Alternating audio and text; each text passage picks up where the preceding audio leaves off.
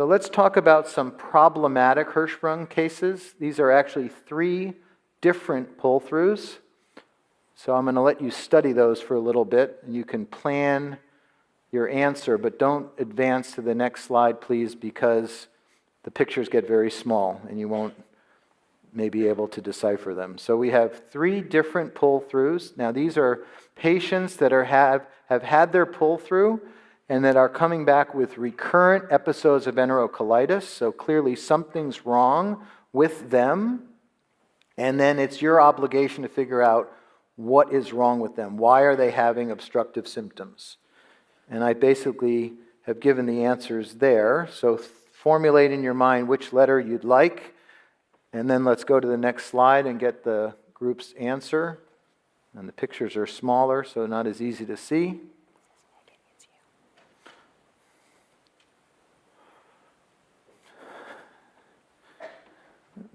And Megan Durham. Can't believe I made that H mistake. You're at the art museum. You see these works of art. What do they say to you? So let's see what they thought. Transition zone, twist, and cuff. Nice job, right? I agree. Your microphone is working? Is it on? I'm not sure if it's working. Maybe move the little guy closer. Oh. Yeah. So I agree with the audience. The first picture to the left does appear as if there's a transition zone left because the rectum is still, or the distal bowel is still much more narrow than the proximal bowel. The far one to the right, it's a very good picture because on the lateral film, whenever there's a cuff left, it will take the rectum further away from the sacral bones because the cuff can roll down and actually provide an extra bit of barrier between the column of the bowel and the Very good. spine. Yeah, so again, all of these can be discerned on a contrast study, and obviously the one on the left would be confirmed by a rectal biopsy. And in the one in the middle and the one on the right, you really need to do a digital exam because you can feel a twist often. You just can't quite get your finger into the pelvis. And I like to do a rectal exam and palpate the abdomen and see if I can feel the tip of my finger. And if I can't, I'm hitting the wall. That's typical of a twist. And often you can feel a cuff around the pull-through. And if you were to scope such a patient, you wouldn't say anything that was wrong. But if you put your finger in, you can feel that there's like a rubbery band on the outside. Okay, let's go to the next one. Let's talk about one of the non-answers, non-relaxing sphincters. Everyone see the picture on the bottom? It's one of my favorites.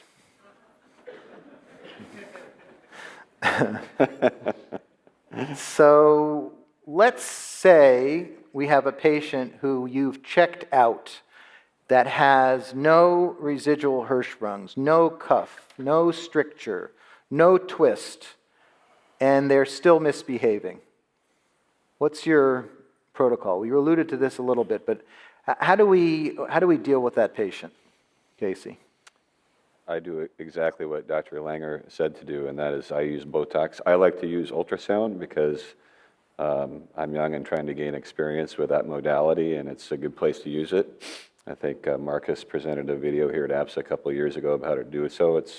It's intriguing, but I used to do it without it, and I don't know if it makes a huge amount of difference, although the Michigan folks would suggest that it does. Anyway, so I would do Botox. I use 2 cc's, but I think it doesn't really matter a whole heck of a lot. I try to avoid the anterior part of the rectum because I feel like if I get too deep, in a boy especially, I might get into the periurethral tissues and cause a problem with urination. So I try to avoid that, but otherwise I do exactly what Dr. Langer did. Jack, anything to add from your previous comments? Well, I guess only that Botox is a diagnostic technique and it's also a therapeutic technique. So if you've ruled out mechanical obstruction, ruled out a pathology problem, and you give Botox and it makes them a lot better, then you have made a diagnosis. You've determined that non-relaxation of the sphincter is a significant part of that child's problem. And then you can go ahead and give repeated Botox injections over time. And in most cases, they'll grow out of that problem and not need it anymore. If they don't have a response to the Botox, then, and they have no mechanical problems or pathology problems, then you have to move to the next step, which is to rule out some kind of motility problem in the bowel that has ganglion cells, in the pulled through bowel. Dr. Langer, if you do it once and it doesn't work, do you try it again because you think it might be user error, or do you just assume that you're good, you got it in the right spot, and it's a problem with the Botox is not going to work, or do you try it again? No, I'm not that self-confident. I try it again. You do it again. Yeah, and it's not only that maybe I injected it wrong, but it may be that that particular lot of Botox might not have worked. And I know Mark has had some experience with different types of Botox, Right. A botulinum toxin, because sometimes one type will work and another type will not work. That experience is actually quite limited, and I think it was you who made the suggestion to me, or one of you guys, that I had a patient that I kept Botoxing that I was very convinced had nothing wrong with their pull-through except for their sphincter, and they kept not getting better. And I felt my technique was right, and someone said that there's different types of Botox, and you can get antibodies to one of the types, so if that happens, you should switch to a different type of Botox, which I tried, and it actually worked on 2 patients. So that's exceedingly rare, but it's something to keep in your back pocket. Can I add one thing also? Yeah, please. If you're getting to this point where you're needing to Botox a patient, you should, if you already have not done it, you should teach parents how to do irrigations, because that's an important part of maintenance if you're running into problems. I agree, and I just cannot emphasize how important it is. If you're going to go ahead and do the Botox, just make sure that the pull-through is okay, that there's no stricture, that there's no cuff, that there's no twist, because there is a very fixable way to make that kid completely better, and Botox may help in the short term, but symptoms will keep coming back. So just keep in mind that there are some anatomic fixes out there for pull-throughs that can make the child dramatically better. So those were the post-pull-through obstructive comments, which we may be able to have some time to get back to. Let's talk about the